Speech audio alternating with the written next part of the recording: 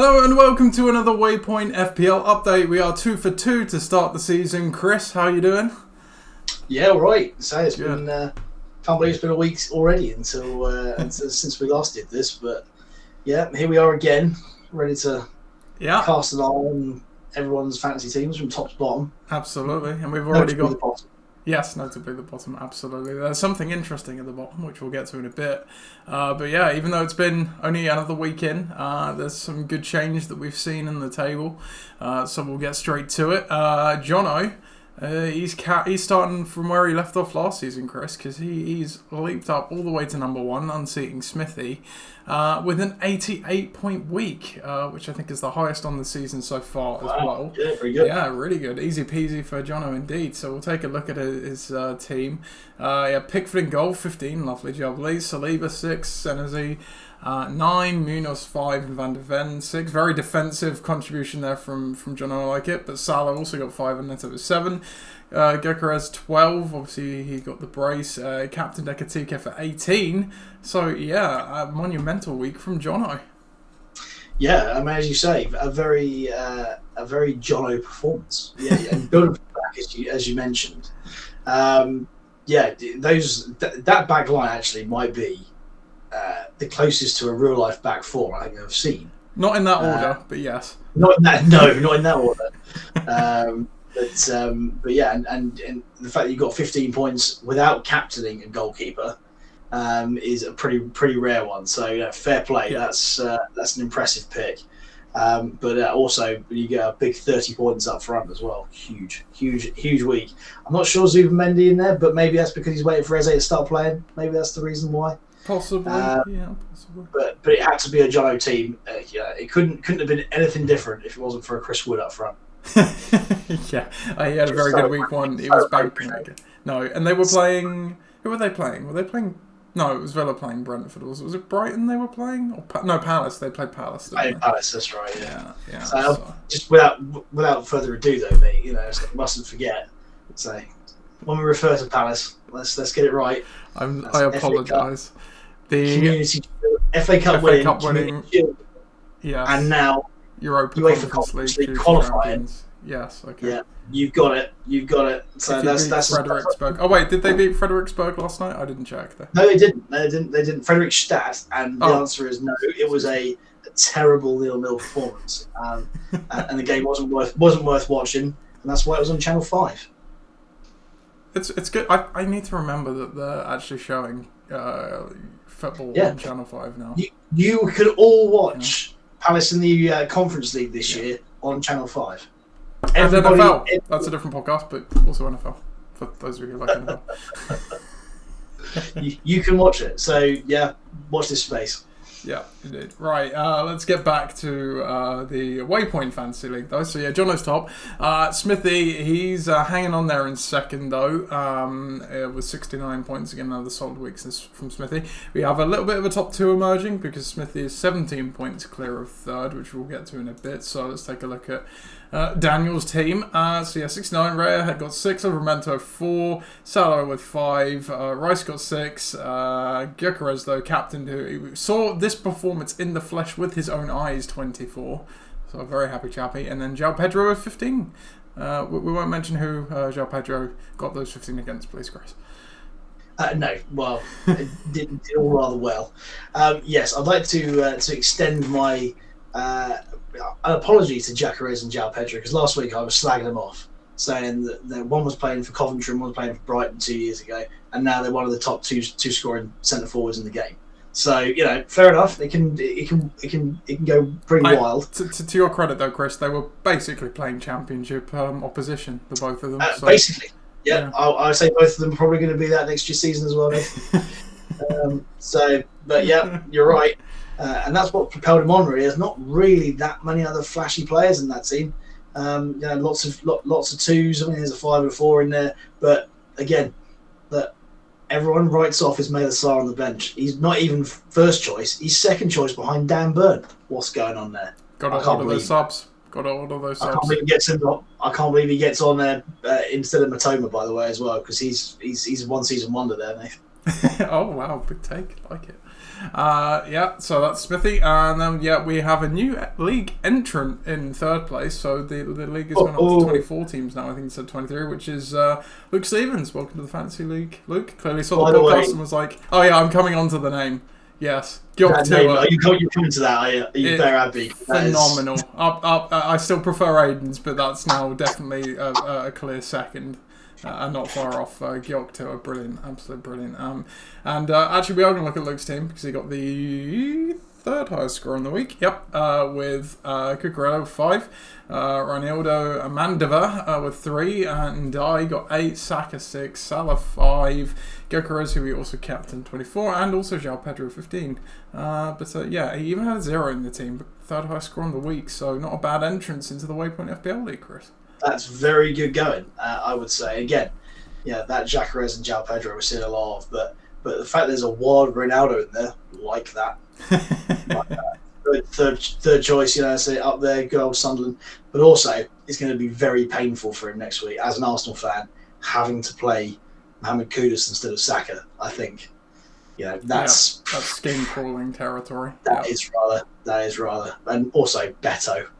I'm not sure there. Interesting choice. Yeah, might be budgetary related, but even still, he put him in the lineup despite that. So deserved transfer there. So that's the top 3. Cal moves up to 4th with 69. Mike, though, falling all the way from tied 1st to 5th, or tied 4th, really. With a lowly 45 by his high standards. So how the world changes quickly. We'll then go on to the highest scores of the week, the second highest score of the week, because we've had the first and the third. And there was a tie for second with 75, both by Aiden and Rob. They are in the top 10, moving up, but we will have a look at their teams because of where they finished. So let's go to Aid first. Aiden had Pedro Porro and Van de Ven, double Spurs backfield. He got 5 and 6 apiece. He captained Brian Mbuemo. That's a curious choice. Oh, that's horrible. He got 2 cardio points, doubled. Wow, what could have been, Aid? And Sal got 8, Grealish 11, loved like Grealish play actually, Ekatike 9, João Pedro 50, Gyökeres. What a front line for Aid. If only he captained almost anybody else on the team except Mbuemo. That's a bizarre choice for me. I mean, granted, I think that team is really well set, and yes, it relies on Spurs being defensively sound again. But with Cole Palmer still to come back in as well, so watch this space. But the Flair midfield there, I find it challenging to captain someone like Mbuemo. Again, what did you see from Man United at the start of the season to make you think? Well, that's right. Especially with the rest of those guys on that team, I just don't know about that. If Man United haven't, let's just take a moment, please, just to have a little laugh at Man United, just for their midweek performance. I thought West Ham were having a disaster, and then that just cheered me right up, to be quite honest. I haven't seen a penalty shoot. I think that's the second time I've seen a penalty shoot like that in my life, where they've gone round and started again. So to hit the crossbar as a £60 million player, I'm not so sure about that. Anyway, João Pedro and Gyökeres, they're the story of this week. You've got those guys, you could have done well. Yeah, definitely. And then we'll take a look at Rob's team. So he had Pickford in goal as well, the nice 15. Estevez 6, Spence 6, Van de Ven 6. Why were you playing Wan-Bissaka? Rob, to be fair, he did captain Palmer, so I'm going to guess that's a substitute in, so we'll let you off the hook. Salah 5, João Pedro, who was the captain because of the Palmer substitute, getting the 30 points. So top heavy, but hey, it all adds up to the same number. All adds up to the same number in the end. Yeah, I agree, and you're right. Wan-Bissaka, any West Ham player, has a 0 value in this game, and I think probably in real life as well. Apart from Jared Bowen, I feel very sorry for, because he's just stuck in a situation. Some fans, I don't know what happened at the Wolves game during the week. I mean, it was a disaster on the pitch as normal, but obviously he got into it with a fan, apparently. I don't know if people were having abuse at him, because if they were, what planet are you living on? He's the only good thing about West Ham. We know West Ham fans are quite fickle, and they think their club's way bigger than it is, because it plays in a stadium they don't pay for. But I think that's... that's unwarranted. But for Rob's team, yes, its name is still an issue for me because Tyrus Bramble is a notorious sex offender. But I have to say, to pay someone from Burnley and for him to get 6 is very hipster. Yeah, very hipster. Yeah. And Aiden, this is what you should have done. Wow. What in terms of the captain? Captain João Pedro. He would have had the highest score of the week, I think, or near it. No, 90.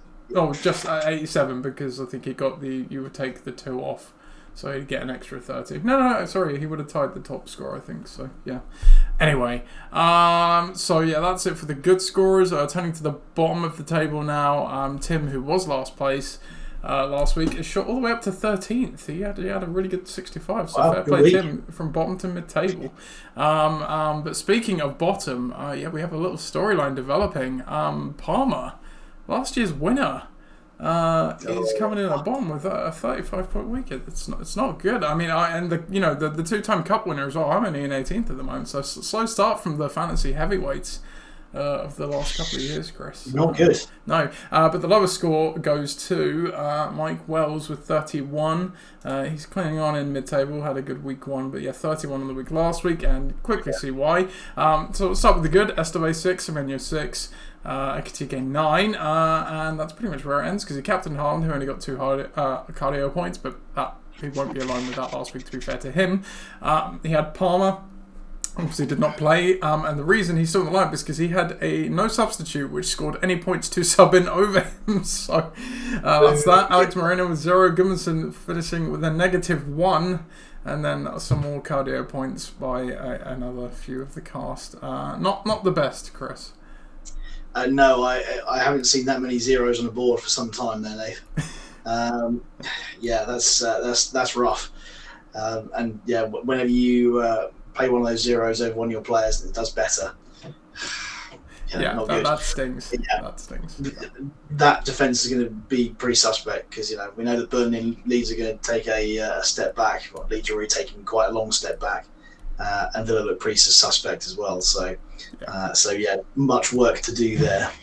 Yeah, might be time for a wild card, Mike. If think so. Yeah. And that is it for the Waypoint FPL update this week. So, as always, Chris, we'll throw over to you for the final word. Yeah, there is no match this weekend, so have a good weekend off. In the meantime, a little bit of some extra parish notices. So, from this week onwards, all players who are signed on, fine rules apply. So, if you vote on a poll, and for example, you don't turn up to training, that's £1. If you swear at training or in a match, that's £1. Stupidity fines are back. If you're late, that's a fine. A full list of fines can be found slightly further up the chat, but we'll post them again slightly below this, just so you know. Kit is the next thing, so we're going to try and get that out this weekend. So again, anyone who's signed on and would like a train cheat t-shirt, so that's going to be, I think, £10. I'm not going to confirm that, but £10. Then put that your size in the poll, and I'll get that sorted for you.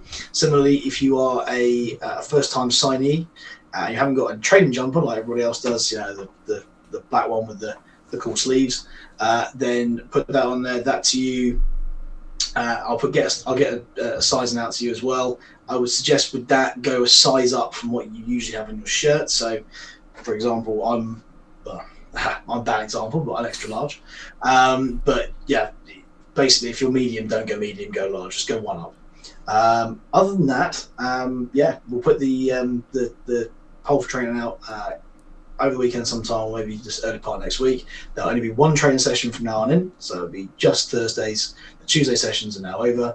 We have Riverside in the league next Saturday as our first league game. So there'll be a 10:30 kickoff. They'll be playing away to them. They usually play at Fleming Park in Eastleigh. So we'll put that out to get your availability in as soon as you can. We'll make that work. So it's all coming around pretty quick here, Nate. But till next week.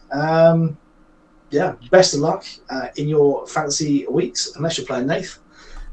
We'll see you next week. See you next week, everybody.